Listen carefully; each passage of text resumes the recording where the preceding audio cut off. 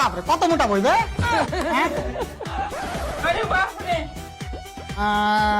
বাপরে এত মোটা বই যেতে হয় শালা স্কুলে পড়াশোনা করতুম শালা মাস্টার হয়ে যেত মনে হয় মজা পাই अबे साले খা দোস্ত খা খা কি পারবে লারা খাবি না কন্ট্রোল আটা মাখে দিছি তাও তো কাজু কিশমিশ খাইতে হবে নাকি এই টাইম আবার কে ফোন করলে রে হ্যালো স্যার আমি চুলু সিম কোম্পানি থেকে এমআরএল বলছি তুই তো মনে রিচার্জ করার লে ফোন করে থাকিস এক্ষুনি সিম কে বাইরে করে চাপবে খেয়ে লিবো আরে স্যার আপনি 7 বছর 17 দিন হয়ে গেল এখন পর্যন্ত রিচার্জ কেন করছেন না কি ব্যাপার বে এক এক দিন মনে রাখছি তোর বহু সিম নাকি দেখুন স্যার আপনি খারাপ শব্দ ব্যবহার করবেন না এই কলের সমস্ত কথাবার্তা কোয়ালিটি পারপাসের জন্য রেকর্ড হচ্ছে হ্যাঁ ঠিক আছে পুরো রেকর্ডিং যখন হয়ে যাবে একটা সিডি গালা বাইরে করে দিয়ে যাস আমাকে যদি আপনি সিমে রিচার্জই করবেন না তো সিমটা ব্যবহার করে কি পাচ্ছেন মজা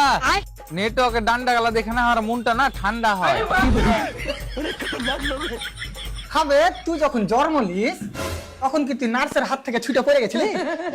নেটওয়ার্কের ডান্ডা দেখা কার মন ঠান্ডা হইবে আরে মারা আমার কারের সাথে কথা বলার ইচ্ছা হয় না আমি কেন করবো রিচার্জ তা কেন ইচ্ছা হয় না তুই হ্যাঁ নানা লাগিস নাকি বে যে তোকে বলতে হবে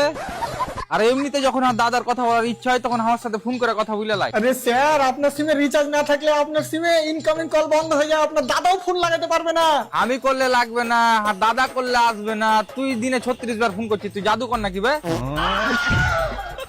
আরে দাদা আমি কোম্পানিতে কাজ করি আমার কাছে কোম্পানির সিম আছে তার লাগি কল যায় কেন বে তুই হ্যাঁ দাদাকে যেতে লোক একদিন নাকি হ্যাঁ দাদা কোম্পানিতে কাজ করে আচ্ছা বাহ বাহ কোন নেটওয়ার্কের কোম্পানিতে কাজ করে নেটওয়ার্কের কথা বলতে পারবো না কিন্তু কোম্পানির নাম রকেট সাবান তৈরি করে